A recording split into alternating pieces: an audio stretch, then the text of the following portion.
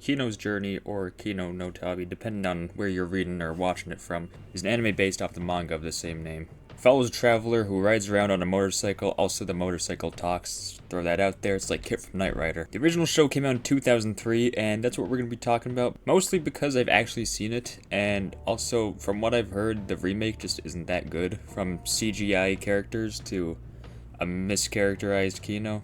Anyways, not my problem. So, the plot? Well, there really isn't one. I mean, you could just click on any episode and just watch it, with the exception of the two-parter called Coliseum. The story is an anthology, which means you can basically just jump in anywhere, as there's no overall plot. However, I do recommend starting at episode 1 just so you get the idea. The main theme, if you can call it that, is the show likes to ask these weird moral dilemma questions. I can't even really explain it because it's so fucking weird and unique. Take Freerun and Serial Experiment Lane and you got Kino, let's put it that way. Anyways, a couple disclaimers before we go any further.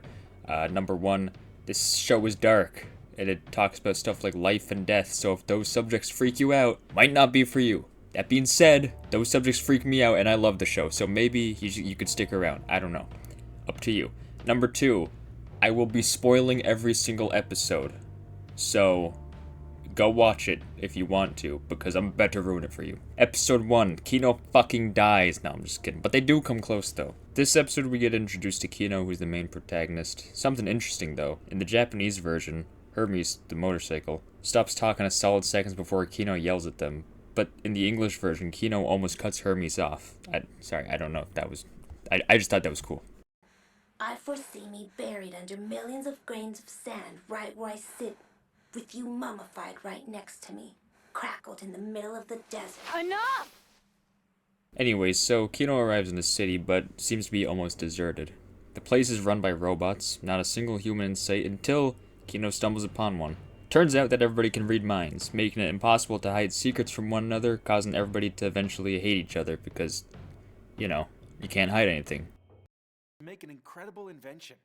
This breakthrough invention would allow us to know the thoughts of any countryman who happened to be nearby. That's telepathy. Yeah, that's it. Words have their problems. Often misinterpretation.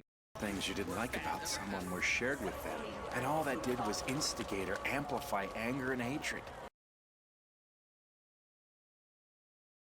And that's pretty much it. This is what I mean by the show is weird. Kino doesn't save the day. They're just a traveler. They just show up, learn about the country, and leave. That's it. There's no solution to this problem. It's just a sad reality of it.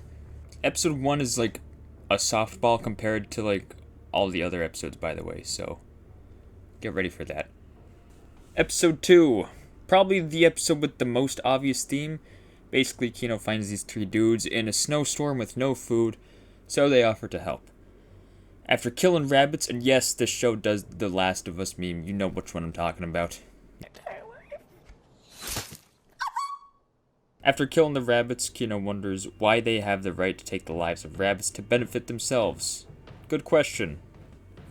Are our lives more valuable? I don't know. I don't think Kino knows either. Anyways, after a little bit of debate, Kino, Hermes, and the 3 dudes come to the conclusion that as long as the rabbits don't go to waste, it's morally okay. And then, after helping the 3 dudes through winter, turns out that they're actually slave traders. We then get one of the coldest scenes in the entire show. Now your knife. Lose it. Which one you want? All of them.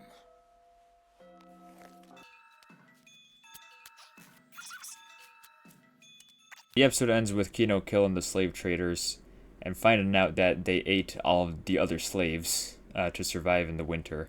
And Kino also realizes that the rabbits did actually go to waste.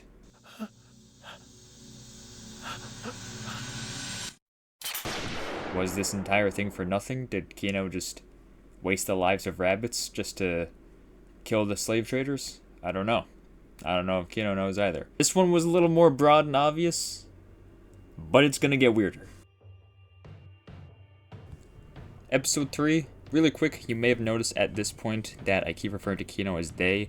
That's because, well, they're kind of non-binary, but like, Not really in the, like, traditional way, if you know what I mean?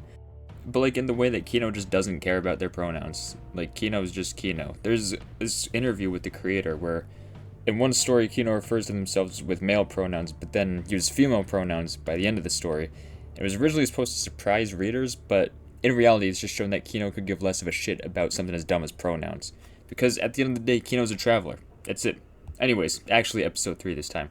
Land of Prophecies. Probably my favorite episode. I can't say 100% sure, but it's definitely up there.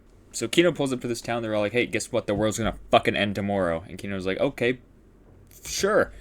I want a fancy hotel and a bunch of shit for free. And they're like, okay. It's not like there's gonna be a world tomorrow. Anyway, so the town is following this prophecy that the church translated for them. The priest of the Southern Tower who has deciphered the Book of Prophecy. The Book of Prophecy? That's right. They say it originated a long time ago in a faraway land. Then a miracle sent it to us. And just what makes it a book of prophecy? The book is prophecy because the priest says the book says that it is.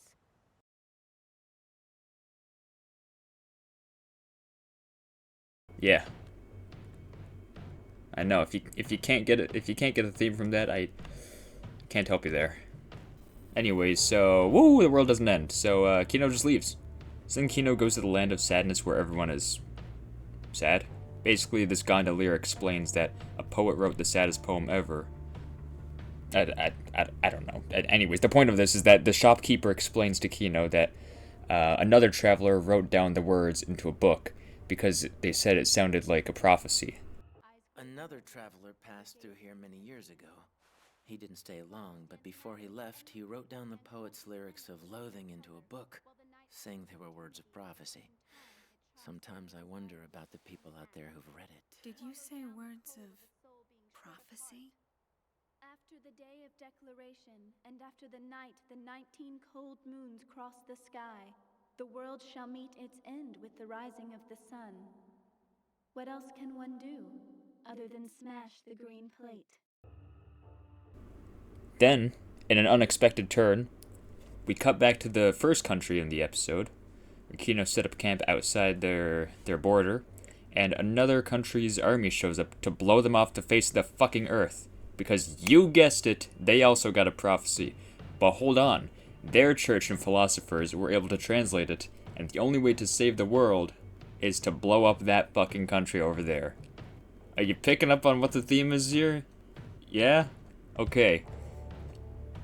So in a weird way, the prophecy came true, even though it was a poem from some dude's breakup book, but anyways. This entire situation just could have been avoided if people just thought for themselves and didn't put so much faith into the church and their preachers and their philosophers. The only time I go to church is on Christmas. That's not my point. My point is, you gotta sometimes just think for yourself and not wait around for some... You can't just wait around for some plan or some prophecy or whatever. You just gotta do it yourself. And for this country, in this episode, that's where they lost it. Episode 4, Land of Adults. Also a runner-up for my favorite episode. Very close to Land of Prophecy. And yes, this is the episode that I got the background for this video for.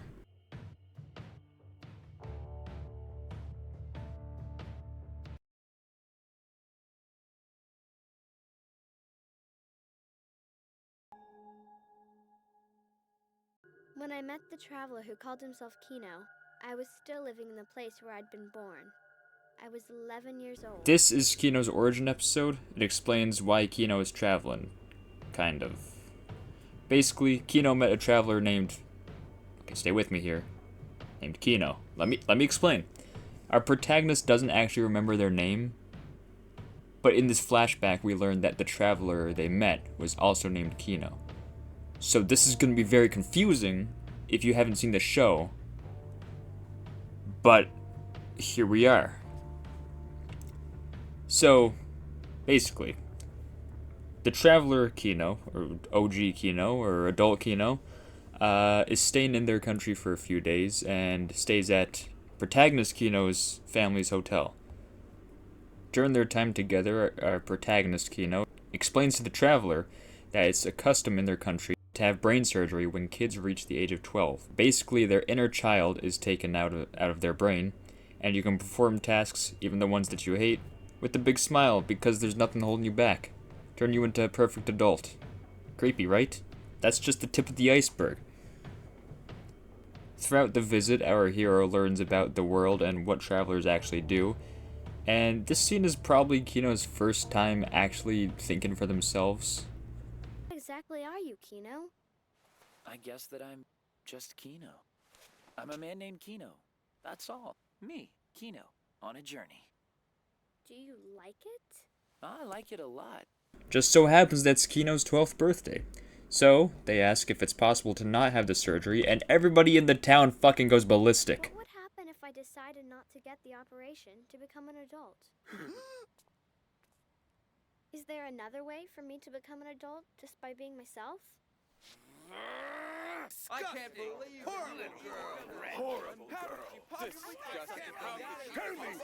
Tell me who filled your head with such atrocious ideas? It gets even creepier right here. Like, turns straight up into We Happy Few. You remember that shit? It turns into that for a second. So basically, it's the job of the parents to dispose of their creation because, well, I'll let them say it. You are defective. Luckily, the traveler Kino sacrifices himself, and our protagonist Kino jumps onto Hermes and escapes the country. If I were to give it one criticism, I would have left the original Kino alive and then left his death to be more ambiguous, but that's just me. Episode 5. This episode is also weirdly creepy. Let me explain. Basically, Kino comes across 3 different dudes on a railway. Each one are doing a different job that kind of contradicts the other. The first guy is cleaning the railway track because they're going to be using the train soon. The next guy is taking up the track because they're not using the train soon. And the next guy is laying down the track because there's just track everywhere and they're going to start using the train again. You see the issue here, right? Okay. Each of them have never met, and each of them have been doing this job for almost 50 years to provide for their families. It's kind of clear that the railway company was just taking advantage of these men just to, I don't know. I don't really know how that would work, but it's again one of those things where you gotta think for yourself, because at no point did these guys think, I haven't seen my family in 50 years, maybe I should go check on them. Of course, it's an exaggerated version of it. There's also these weird fucking scenes where they like turn into weird colors and they just say something like, you know where you're going? Like, do you know where you're going? Anyways, this is one of those episodes that have like 3 stories in them. I'm only going to cover 2 because the other one doesn't really matter to me to talk about. So anyways, the next country Kino goes to is a destroyed country with only one guy left. He explains that they overthrew their dictator and decided that everybody was going to have a say in the laws and the politics and stuff. And then it got out of hand, and everybody started thinking a little too much. See that now we got that juxtaposition, big word, I know, where you got some guys who aren't thinking for themselves and just laying down track, and then you got some guys who are thinking too much and they're going around killing everybody, you know? They're putting too much thought into it. So, he explains that he's the last citizen there, and he wants Kino to stay so that they can repopulate the country. Kino outsmarts him and leaves. Now, I know that these 2 stories are probably not connected, but I like to think that this is their country that the 3 dudes on the track are from. Because if they haven't been home in 50 years, how would they even know what it looks like, you know? Coliseum, our 2-parter. This episode fucking rocks. Basically, Kino pulls up to this country where everybody has to fight in a gladiator-style arena to get something called a first-class citizenship. Now pay attention, because this scene, I'm going to bring it up later. I'll do it. I can hold my own. Oh, come on. I know you can't be serious. I am serious. I think I want to compete. Take me there. You sure about that, little fella? At least slavery offers you the chance at life. Yeah, let the little boy play. Might break the record for shortest match ever. Please don't call me little boy. My name is Kino. Well, the first thing you'll need is to get yourself a weapon. Do you think you can find yourself a little weapon? Do you now, little Kino? Here we go.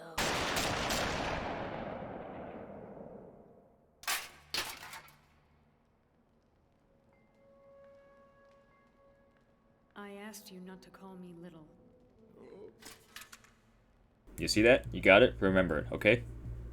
So Kino decides to take up the challenge, and we get introduced to this fucking Fortnite lobby of characters. Doesn't matter, they're all gonna explode anyways. So Kino's first fight is very well done, and it shows how badass and cold Kino can be. Whenever you're ready, I'll accept your surrender. They're able to outsmart their opponent and get their surrender.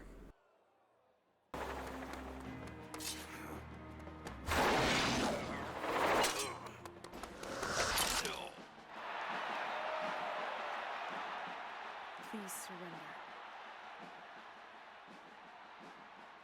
Do you want to be a first-class citizen that much? You would never understand. Explain it to me.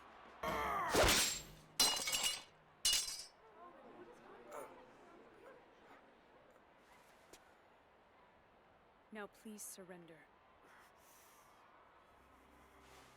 I surrender. Now Kino's second fight is a little different. It's still really well done, but for different reasons this time. Real quick, this guy throws down his shotgun and the crowd starts booing, which is like kind of creepy, just showing how weird, bloodthirsty, and psychotic the whole country has become. So Kino's able to sharpshooter the hose of the flamethrower, causing it to malfunction. Then we get that they-them swagger as Kino walks up to their opponent. This guy starts... Holy shit, look at the height difference. This guy starts going on about, like, honor or something, and then the crowd starts hauntingly chanting kill. Just kill me. What was that? I said to kill me. Kill him!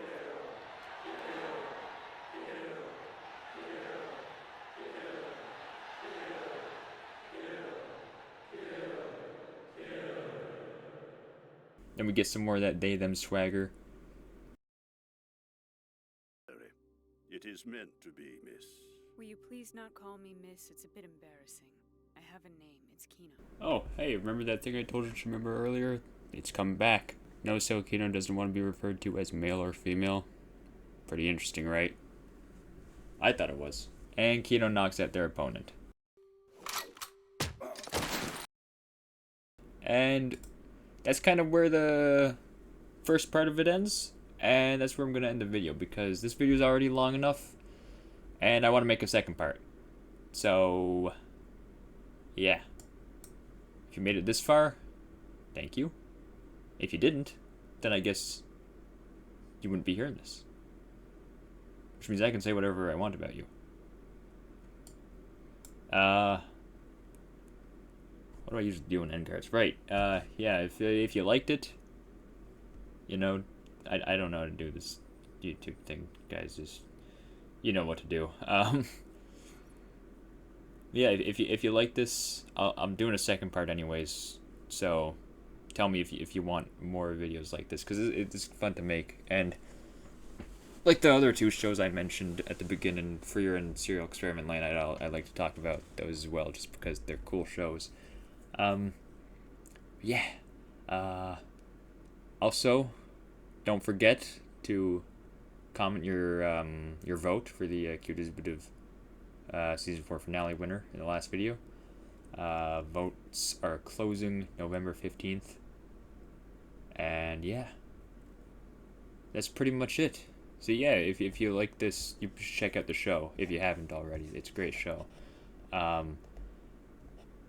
It's only 13 episodes, which is kind of crazy, and like, I think the book is still going, so I might pick that up sometime, but I don't know. Yeah. That's it. Moving on to part 2, and whenever I get this fucking video, I don't know. This is I'm recording this November 1st. It's probably gonna go up, I don't know, Monday or something.